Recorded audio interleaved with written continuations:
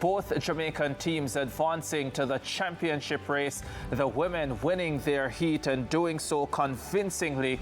The men crossing the line in 5th, eventually upgraded to 4th, and they are through on time.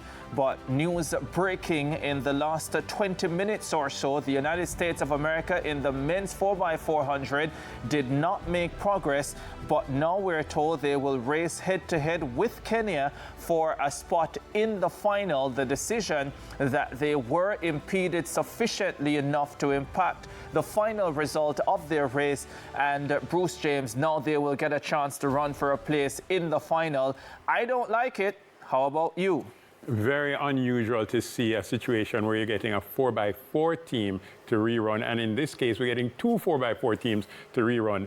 Unlike the 4x1s, and I understand as well that South Africa will have an opportunity to, men will have an opportunity to rerun on their own. That's a little different. You have your own lane, the same 4 men who ran in the heats that didn't finish will get to run again, and they're in their own lane. But in the 4x4, one of the big parts of the 4x4 is that if you're in 6th place, you have to run wide and hand over to the 6th, your athlete in the 6th position, who will then cut back in. If there are only 2 teams on it, or even 1 team in that 4x4, what happens? You get to stay in lane 1 all the time. You're on a shorter distance. I don't think it's quite fair. I haven't seen the rulings yet, but this is what the World Athletics has determined, and let's watch and see what happens. Yeah, let's watch and see what happens indeed. Daniel Dowie, the Jamaican men advancing to the final. The team of Bovell McPherson, Javon Powell, Jasona Dennis, who, by the way, was on the world indoor winning 4x4 silver medal team, and then they were brought home by Delana Kennedy in that men's 4x400.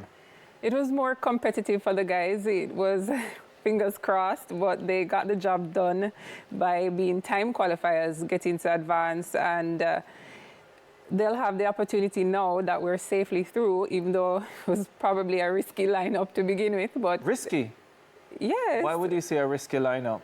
Well, I think we took a little bit too much risk with, you know, not feeling the 3 guys who did well in the 400, the top 4.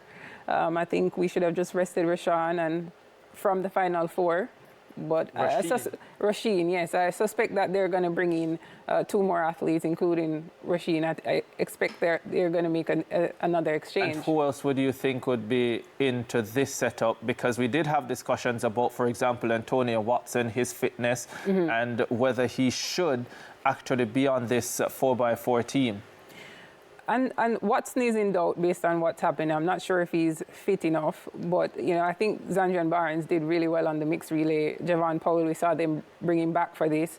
So I thought, you know, I was expecting to see Barnes on that 3rd leg instead of Dennis, but they got the job done, which is the important thing. I'm sure the coaches will know who the best final 4 will be. Yeah, Warren, what do you make of the performance this morning? And in terms of the lineup for the final, what are you looking at?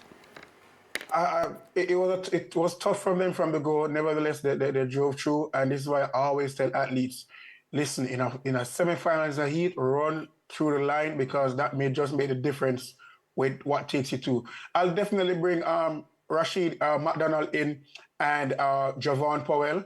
They looked good before. Yes, there's some iffiness about the defending champion Watson.